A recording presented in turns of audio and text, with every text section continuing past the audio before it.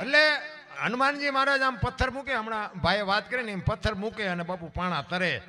એમાં રાવણના જે સૈનિકો હતા ને ઈ ગભરાઈ ગયા કે હારા આમને પાણા મૂકે ને તરે, આમને પોગાય કેવી રીતે, આ તો મારી નાખે. રાવણ પાસે જઈને કીધું ઈ કે સીતાજીને હોંપી દો ને. કે કેમ? ઈ કે પેલા આમ પાણા મૂકે છે દરિયામાં તો પાણા તરે છે, આપણને જીવવા દે. રાવણ કે પણ એમાં હું બહુ મોટી વાત હતી, પાણા તો મારેથી તરે. તો બધા કે તમારથી તરે? કે હા હા. અને મંદોદરી ઉભા ઉભા સાંભળે. આપણું બૈરું તો આપણને ન ઓળખતું હોય, તમે જેટલા સારા કામ કર્યા છે નો આપણા બૈરીને આપણને ન ખબર હોય. પણ મંદોદરી બોલ્યા નહીં, એમને એમ થયું કે આ શું મોટી મોટી કરે છે, મારેથી પાણા તરે. એટલે એમના સૈનિકો કે તમારથી પાણા તરે, કે અમને ખાતરી કેમ થાય? કે હાલો તમને નજરે દેખાડું. ગયા મંદોદરીએ ગયા. એ કે તમે લાવો, તમારા હાથમાં પાણો હોય એ લાવો, મને આપો. તમે કયો એ પાણો હું નાખું. રાવણને એક પાણો આપ્યો ને પાણો એને બાપુ નાખ્યો ને પાણો મીડ્યો તરવા.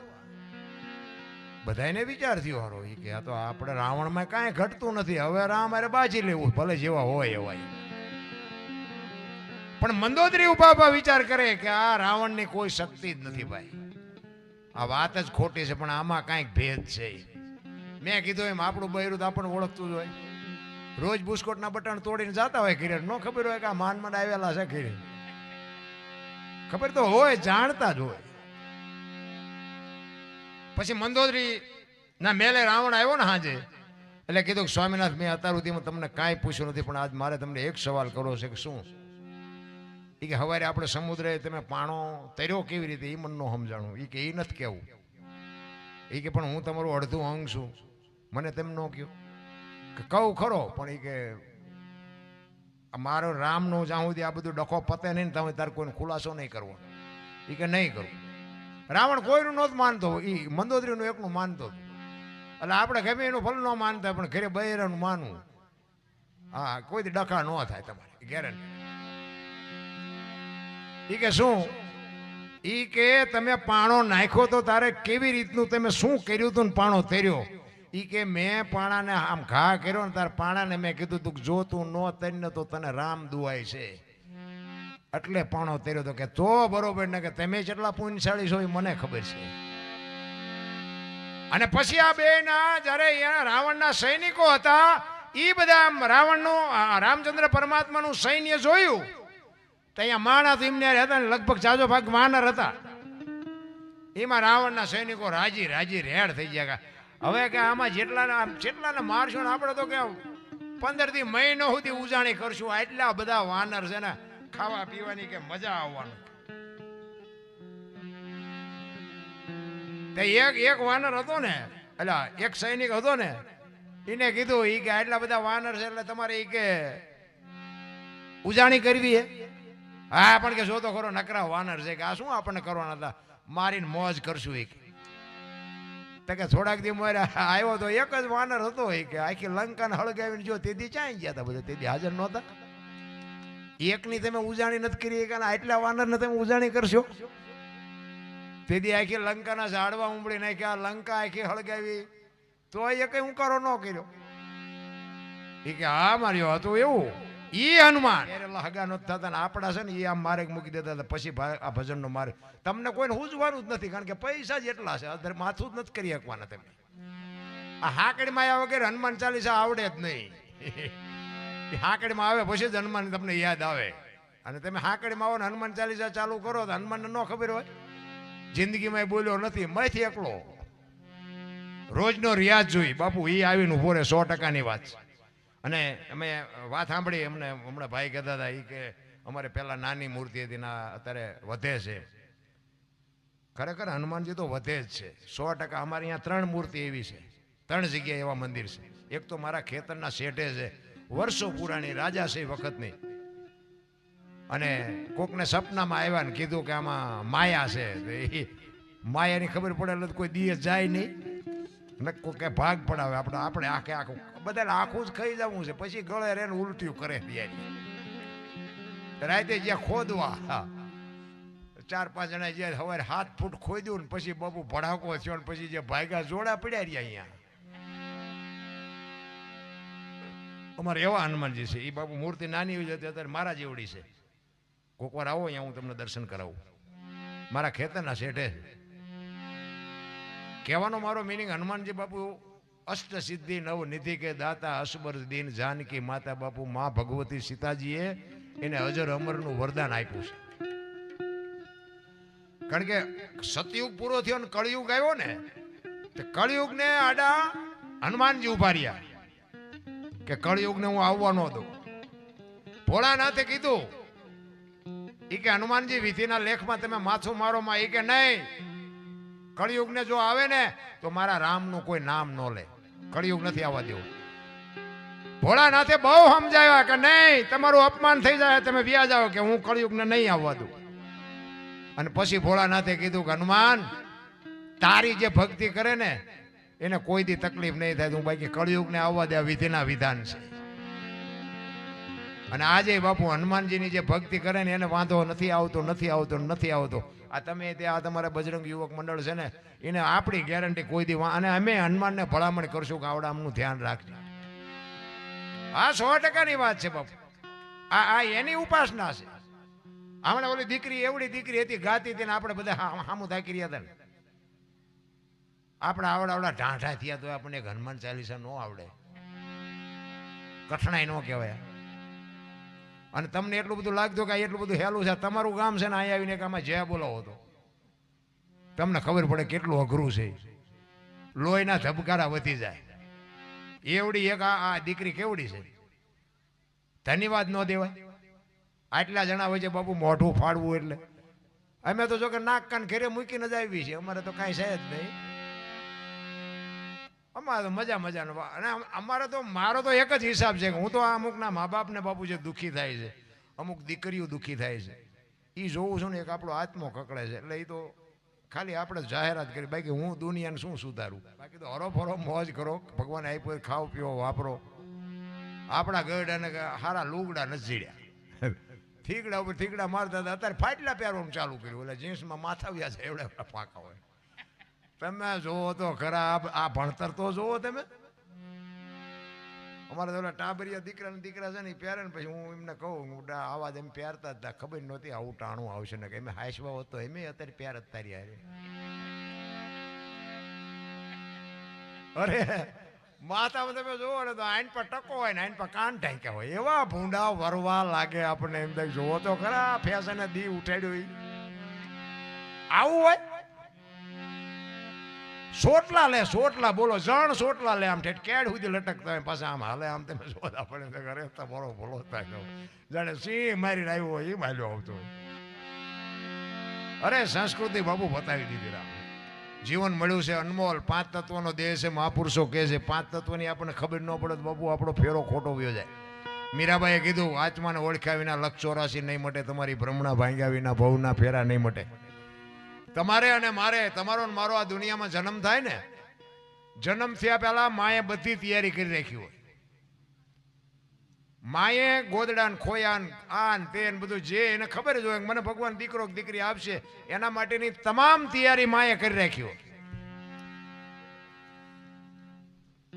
અને આ દુનિયામાં તમે આવો ને 60 80 100 વર્ષ જીવો ને પછી મરી જાઓ ને, તેથી દુનિયાએ બધું તૈયાર જ રાખ્યું હોય. લાકડા તૈયાર હોય, ઉપાડનારા તૈયાર હોય, ગોઠવનારા હોય, દિવાળી મૂકનારા હોય ને ઘોંકા મારનારા હોય. હવે પહેલી છેલ્લી બે તૈયારી છે તો એટલી નહીં કરી રાખી હોય. વચ્ચે થોડીક ખબર પડે ને, થોડુંક આમ ભણે ગણે, એટલે તમે એ મારા બાપ ખડી ઘેઠા બે જાઓ, અમારી કેસેટ કપાઈ જાય, પૈસા હું ભેગા કરી દઈશ તમ તારે હમણાં. એવા બાપુ બુદ્ધિના ગાળિયા થયા છે. તમને મને અવતાર મળ્યો છે ને, જો બાપુ હાવ ફોગટ વ્યો જાય. મહાપુરુષો કહે છે, બોલે એ બીજો નહીં, પરમેશ્વર છે પોતે, અકલ મઠા અવળા મથે બહાર જઈને ગોતે. અમે ત્યાં રોડા ગાડીઓ લઈને નીકળીને, હરિદ્વાર વાળા કે સોમનાથ જવું, પાવાગઢ વાળા કે દ્વારકા જવું. આ પણ સાચું ચા છે, તારા બધા હળીએ સીડ્યા છે.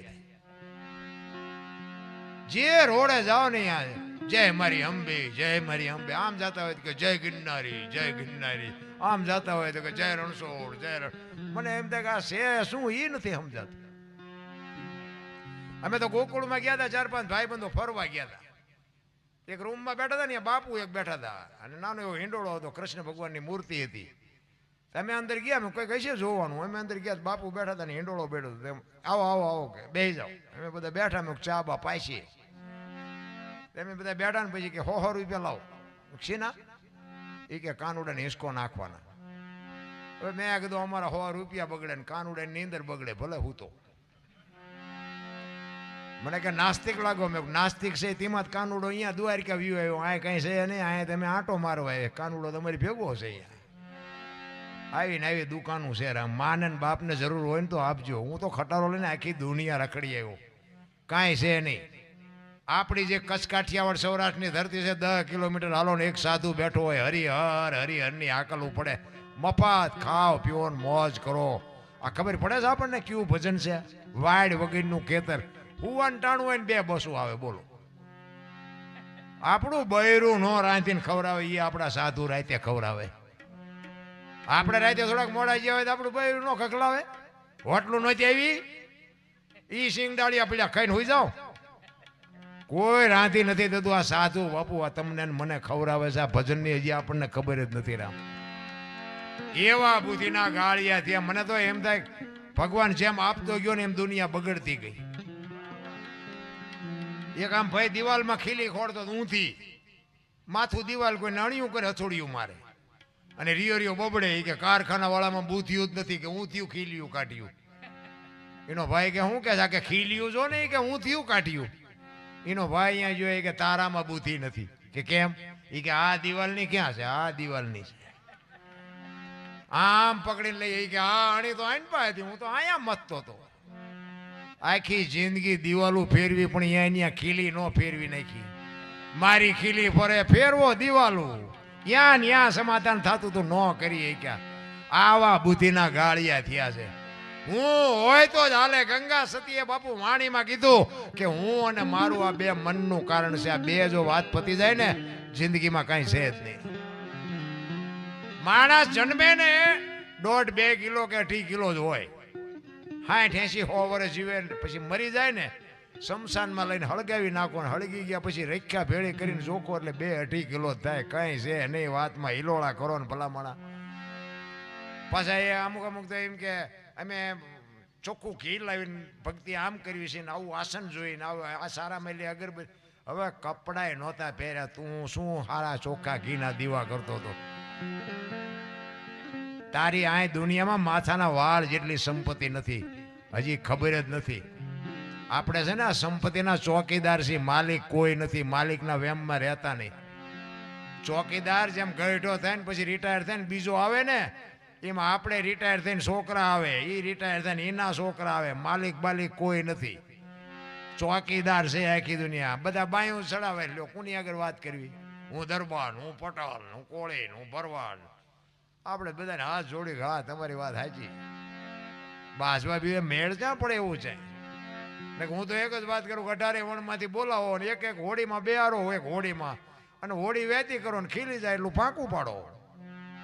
પાણી કાઢવાની મહેનત બધા હરખી કરે. શું કામ? બુડે છે. બુડે પછી એક થવું તે પેલા મરો ને, પછી દરબાર હોય તે મંડી જાય કાઢો ને મરશું કે હમણે. એકતાની જરૂર છે ભલામણા.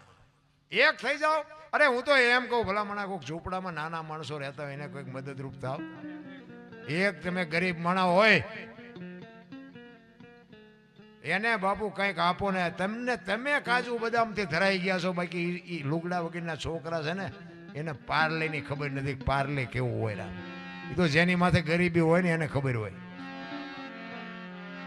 હાથમ આઠમનો તહેવાર હોય ને કોક દી ઝૂંપડામાં જઈને પૂછો કે તમે ઢેબરા કેમ નથી બનાવ્યા, અને એ લુગડા વગરના છોકરા બહાર રમતા હોય ને એની મા માલકોર હોય ને, એ એમ કે થોડાક પૈસા હતા ને લોટ ને ગોળ લાવ્યા, પણ તેલના પૈસા નહોતા ને એટલે ઢેબરા ન બનાવ્યા. અને જો મારો નાથ અપાવે હનુમાન દાદા બાપુ જો કે કદાચ કૃપા કરાય અને એવા ઝૂંપડામાં 500 કિલો તેલ આપી આવો ને, અને એમાંથી બાપુ જે તેલના ઢેબરા બને અને લુગડા વગરના છોકરા ખાય, એના પેટમાં જાય ને પછી જે આશીર્વાદના ધોધ છૂટે ને, એ ખટારાના ઠાઠામાં ગરી ગયા હોય ને તોય મારો નાથ ન મારી કે કરવાની જરૂર તો હા શેરા